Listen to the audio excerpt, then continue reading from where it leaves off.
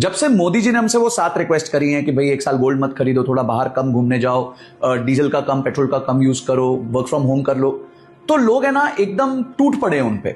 मैंने भी वीडियो बनाई तो लोग मुझे कमेंट सेक्शन में गोदी मीडिया, तू भी मोदी भक्त निकला, ये सब बोलने लग गए। 1965 में जब इंडिया वॉर पे था, उस टाइम पे अमेरिका ने हमारे को बोल दिया कि भाई हम जो तुम्हें अनाज देते हैं, क्योंकि उस टाइम पे इंडिया जो था वो सेल्फ सफिशिएंट नहीं था, हम जो तुम्हें अनाज देते हैं अंडर द प्रोग्राम PL 480 वो बंद कर देंगे। शास्त्री जी ने पूरे भारत से आह्वान किया कि भाई एक काम करो, हफ्ते में 1 दिन के लिए व्रत कर लो, उसको शास्त्री व्रत कहा गया।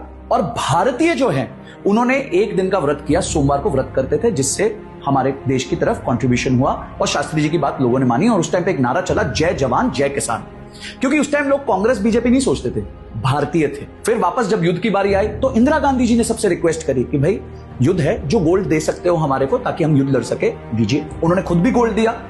उसके बाद नवाब ऑफ हैदराबाद ने 435 kgs गोल्ड दे दिया, क्योंकि तब तक भी ना कांग्रेस बीजेपी नहीं था, लोग भारतवासी थे, भारतीय थे। फिर आया 1990s का दौर, इराक ने कुवैत पे जो है अटैक कर दिया, क्रूड ऑयल का प्राइस डबल हो गया, हमारे इंपोर्ट बिल्स इतने ज्यादा हो गए कि हमारे पास पैसे ही नहीं थे इंपोर्ट करने के। तो 1991 में तब के फाइनेंस मिनिस्टर श्री मनमोहन सिंह जी ने आके बोल दिया कि भाई अब हम लिबरलाइज, प्राइवेटाइज, ग्लोबलाइज कर देंगे, जिससे जो छोटे बिजनेसेस थे इंडिया में उनको प्रॉब्लम हुई, दिक्कत हुई।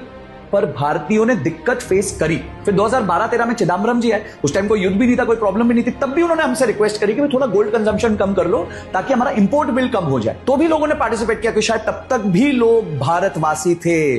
पर आज 2024 में या तो आप बीजेपी वाले हो गए हो या कांग्रेस वाले हो गए, भारतवासी तो भूल ही गए हम सब। अरे भाई, बलिदान परमो धर्म, ये कहा जाता है हमारे शास्त्रों में। बलिदान देना क्या हमारे सरहद पे खड़े हुए फौजियों का ही दायित्व है?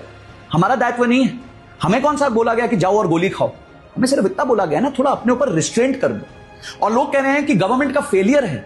अगर ये गवर्नमेंट का फेलियर है तो पहले भी फेलियर था, पर मैं इसको फेलियर नहीं मानता, मैं इसको रिक्वेस्ट मानता हूं, पार्टिसिपेशन मानता हूं। देखिए, अगर आपके घर में आपके पेरेंट्स की इनकम कम हो जाए, किसी की जॉब चली जाए और वो आके आपको बोले कि बेटा इस 1-2 महीने ना थोड़ा सा खर्चा कम कर लेना, तो क्या आप अपने पेरेंट्स को फेलियर बोलोगे?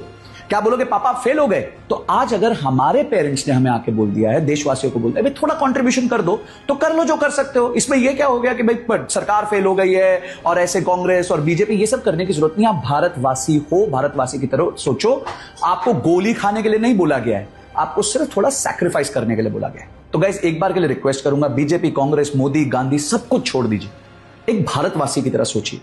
और जो हमसे आग्रह किया गया उसमें जितना हम कर सकते हैं उतना करते हैं। एक बार सब बाउंड्रीज को तोड़ते हैं और एक हैशटैग चलाते हैं, बलिदान फॉर भारत। अगर मेरी बात समझ आई हो तो अपने दोस्तों के साथ भी शेयर करना और कमेंट सेक्शन में हैशटैग बलिदान फॉर भारत लिखना। मैं समझ जाऊंगा कि अब आप बीजेपी, कांग्रेस से ऊपर उठ चुके हैं और देश हित में सोच रहे हैं।